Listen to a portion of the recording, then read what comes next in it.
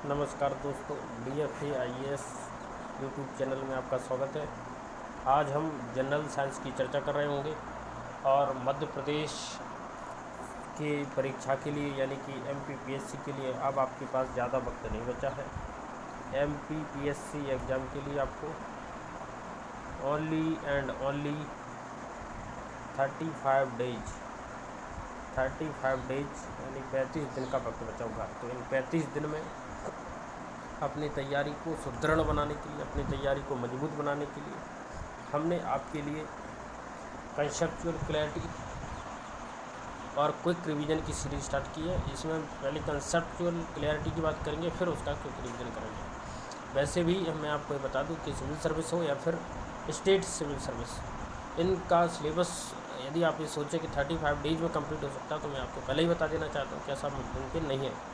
हाँ, इनका एक शॉर्ट और कंसेप्चुअल क्लैरिटी के साथ जो हमने पहले बिल्ड कर रखी है, उनको एक बार रिवाइज कर सकते हैं और अपने कंसेप्चुअल क्लैरिटी को और अच्छा बना सकते हैं। और जो कंसेप्ट है और जो फैक्ट है, उनका कॉम्बिनेशन हम बना सकते हैं। यानी कंसेप्चुअल क्लैरिटी को अच्छा करते हुए फैक्ट को मेमोराइज कर सकते हैं। और आपको पता है कि MPPSC कम से कम सिविल सर्विस के एग्ज़ाम की तरह कंसेप्चुअल क्वेश्चन बहुत ही कम होते हैं। ज़्यादातर इसमें जो क्वेश्चन आते हैं वो फैक्चुअल क्वेश्चन होते हैं। तो फैक्चुअल क्वेश्चन को सॉल्व करने के लिए हमें कंसेप्ट के साथ फैक्चुअल समझ भी होना चाहिए।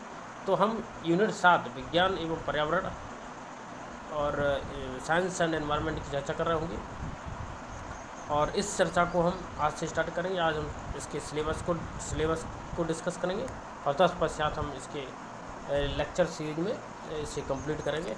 और साइंस के साथ जब हम बात करते हैं तो साइंस केवल अकेला नहीं है, बल्कि साइंस के साथ टेक्नोलॉजी अपने आप जुड़ जाती है। तो जो टेक्नोलॉजी का सेक्शन है यानी यूनिट 9, वो आपको PM में पढ़ा रहे होंगे। हम आपको साइंस का सेक्शन कवर करा रहे होंगे। तो साइंस में आज हम किन किन मुद्दों पर चर्चा करेंगे और सिलेबस में क्या है उसकी चर्चा करेंगे, ताकि हम अपने सिलेबस को विधिवत रूप से समझ सकें, विधिवत रूप से जान सकें। चलिए, तो सबसे पहली चीज़ है कि साइंस है और हमारे पास टेक्नोलॉजी। साइंस के अंतर्गत हमारे पास फिजिक्स है, भौतिक शास्त्र, फिजिक्स, केमिस्ट्री है यानी कि रसायन शास्त्र, केमिस्ट्री है और बायोलॉजी है। सबसे महत्वपूर्ण चीज़ है बायोलॉजी। तो बायोलॉजी, फिजिक्स, केमिस्ट्री, इनकी सामान्य समझ में होना चाहिए। इनमें विशेषज्ञ होना अनिवार्य नहीं है। विशेषज्ञता की मांग हमसे नहीं की गई। हमें केवल एक सामान्य समझ, जनरल नॉलेज के लेवल की समझ होना चाहिए। इसके अतिरिक्त अगर हम बात करें, ये तो हो गया साइंस में बायोलॉजी, फिजिक्स और केमिस्ट्री।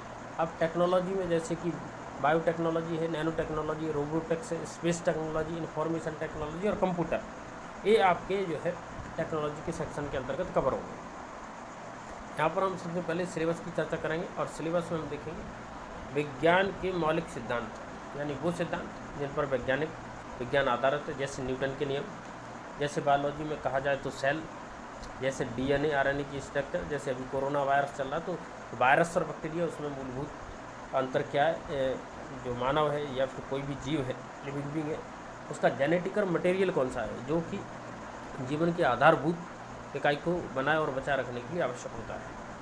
तो मूलभूत सिद्धांत, चाहे वो केमिस्ट्री हो, केमिस्ट्री का मतलब जैसे यौगिक है, कंपाउंड है ना, और एटम है, अणु है, परमाणु है, विभिन्न प्रकार की रासायनिक विक्रियाँ हैं, उनमें रिएक्शन कैसा होता है, एसिटिक अम्ल है, मेथेनॉइक अम्ल है, एथिल एल्कोहल है, मेथिल एल्कोहल है, इनका उपयोग कैसा है। जैसे कि अभी चल रहा है कि जो 10% पेट्रोल में 10% एथेनॉल मिलाया जाएगा और इसे गन्ने की जो बचती है उसे खोई बोलते हैं, उसे मिलाया जाएगा, या फिर चावल से उसे बना करके उसमें इसका यूज़ किया जाएगा। तो ये जो है केमिस्ट्री के अंतर्गत से पढ़ रहा हूँ। जैसे कि फूड प्रोसेसिंग है, कैसे फूड प्रोसेसिंग को बढ़ाया जाए, कोल्ड स्टोरेज को कैसे बनाए रखा जाए, क्या समस्याएं, क्या समाधान हो सकता है, और सरकार की इस संबंध में कौन सी योजनाएँ चल रही है, इसकी हम चर्चा यहाँ पे कर रहे होंगे। और इसके साथ ही भारत के प्रमुख वैज्ञानिक संस्थान कहने का अर्थ है कि जो मूलभूत वैज्ञानिक संस्थान, भारत के प्रमुख वैज्ञानिक संस्थान, जैसे प्रमुख वैज्ञानिक संस्थानों की अगर बात की जाए तो जैसे इसरो, प्रमुख अगर वैज्ञानिक संस्थानों की बात करें तो है इसरो आपका। कौन सा संस्थान है? इसरो है, DRDO है, एम्स है, all India institute of medical science, all India institute of medical science AIIMS है, drug controller and auditor general of India है, नेशनल इंस्टीट्यूट ऑफ वायरोलॉजी है ना, और बहुत सारे रिसर्च इंस्टीट्यूट जो भारत में कार्यरत है किसी भी फील्ड में, है ना। भाभा एटॉमिक रिसर्च सेंटर है, सतीश धवन स्पेस सेंटर है। जो भी साइंस और टेक्नोलॉजी से जुड़ी वैज्ञानिक संस्थाएं, उनके बारे में जैसे उनका गठन कौन हुआ, उनके चेयरमैन कौन थे पहले, उनके वर्तमान चेयरमैन कौन है, और उनके योजना या लक्ष्य कौन है, कौन सी उनकी उपलब्धियां रही हैं। जैसे अगर इसरो की बात की जाए उदाहरण के तौर पर, तो इसरो एक वैज्ञानिक संस्थान है, उसकी उपलब्धियाँ कौन सी रही है? मंगल मिशन भेजा है, कौन कौन से मिशन उसने भेजे, उपग्रह है।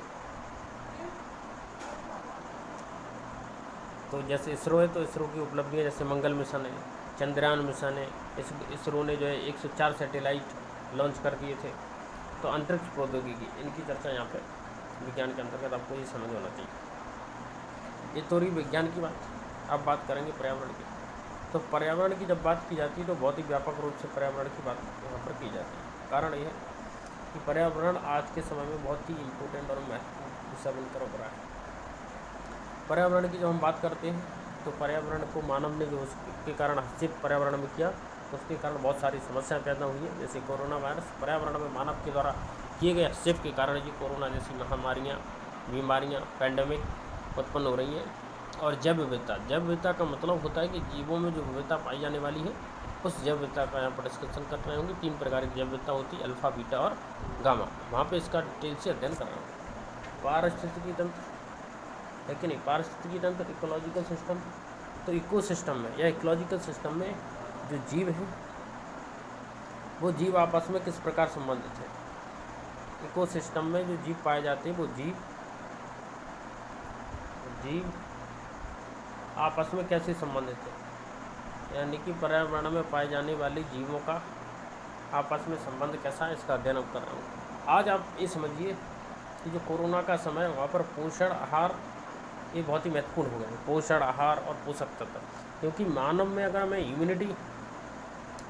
यदि हमें मानव में इम्यूनिटी को डेवलप करना है, मानव की रोग प्रतिरोधक क्षमता को बढ़ाना, तो इसके लिए इसका सीधा संबंध मानव के खाने से है। जैसे प्राचीन काल में कहावत थी, जैसा खाओगे अन्न और वैसा बनेगा मन। इसका मतलब जैसा आप खाओगे वैसे ही आपकी शारीरिक श्वसन डेवलप हो रही होगी, क्योंकि प्रोटीन, कार्बोहाइड्रेट, वसा जैसे आधारभूत जो तत्व है वो हमें न्यूट्रिएंट फूड्स यानी कि पोषक तत्वों से ही मिल रहे होंगे। तो कौन से फूड्स होते हैं जिनमें कार्बोहाइड्रेट होता है, जिसमें वसा होता है, जिसमें प्रोटीन पाया जाता है।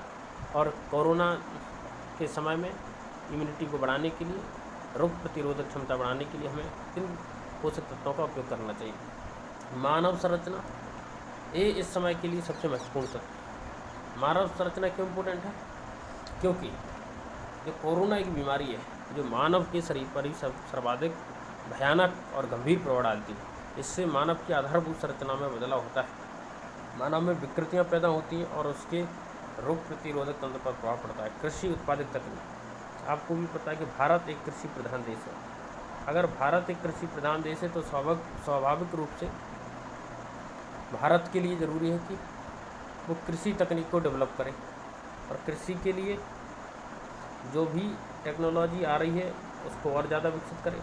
तो कृषि उत्पाद तकनीक के संबंध में हम क्या विकास कर सकते हैं? अब कृषि उत्पाद तकनीक के संबंध में यदि हम विकास कर रहे हैं तो केवल उस तकनीक तक सिमट कर नहीं रह जाना, बल्कि उस तकनीक का उपयोग करते हुए हमें कृषि में प्रोडक्शन को बढ़ाना है। दूसरी ओर बढ़ी हुई प्रोडक्शन को हमें फूड प्रोसेसिंग के माध्यम से, खाद्य प्रसंस्करण के माध्यम से जो है कोल्ड स्टोरेज बनाकर उससे बचा के रखना है। क्योंकि जिस समय किसी वस्तु का प्रोडक्शन हो रहा होता है उस समय उसकी सप्लाई पर्याप्त मात्रा में होती है और डिमांड होने के बावजूद भी उसकी कीमत बढ़ती नहीं, क्योंकि सप्लाई पर्याप्त मात्रा में। लेकिन जैसे ही लॉन्ग टर्म में क्या होता है कि कोई भी अगर फसल है तो एक विशेष टाइम में पैदा होती है, जबकि उसकी मांग लगातार बनी रहती है, क्योंकि फूड प्रोसेसिंग का ज़माना है। तो नए नए भोज्य पदार्थ अलग अलग मौसम में खाने की हमारी जो आदत थी वो लुप्त होती जा रही है, बल्कि हर मौसम में हम एक जैसा फूड खाना चाहते हैं, बजाय प्रकृति के अनुकूल हम भोजन किए।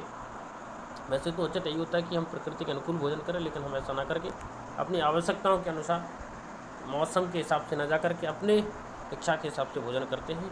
इस वजह से क्या होता है कि कुछ पर्टिकुलर प्रोडक्ट की मांग बढ़ जाती है, और यदि हम उसे कोल्ड स्टोरेज में ना रहें फूड प्रोसेस करके, तो फिर उसकी कीमत बढ़ने से गरीब वर्ग का विपरीत प्रभाव पड़ता है। अब इसके साथ ही स्वस्थ नीति एवं स्वस्थ कार्यक्रम। अब आप देखिए कि पूरे विश्व में आज जो सबसे महत्वपूर्ण बात की चर्चा हो रही है, वो चर्चा इस बात की हो रही है कि किस देश की हेल्थ पॉलिसी कितनी बेहतर है, स्वस्थ नीति एवं स्वस्थ कार्यक्रम किस देश के बेहतर है। भारत सरकार ने भी आयुष्मान भारत योजना और स्वास्थ्य कार्ड बना रही है, और लेकिन भारत का जो आधारभूत स्ट्रक्चर था वो बिल्कुल ही कोलैप्स कर चुका है। आपने देखा कि कोरोना भारत ने पहली लहर में तो अच्छे से मैनेज किया, लेकिन सेकंड लहर में मैनेज नहीं कर पाए। ऑक्सीजन की कमी थी, ऑक्सीजन की कमी हम पूरी नहीं कर पाए, यानी कि हमने समय रहते इसको महत्व नहीं दिया कि ऑक्सीजन का प्रोडक्शन अति महत्वपूर्ण चीज़ है, और ऑक्सीजन के प्रोडक्शन को हमें लगातार बढ़ाते रहना चाहिए, और इसके प्रोडक्शन को पहले से ही बनाकर रखना चाहिए, और इससे ऑक्सीजन की शॉर्टेज हुई और लाखों लोगों की जान चली गई।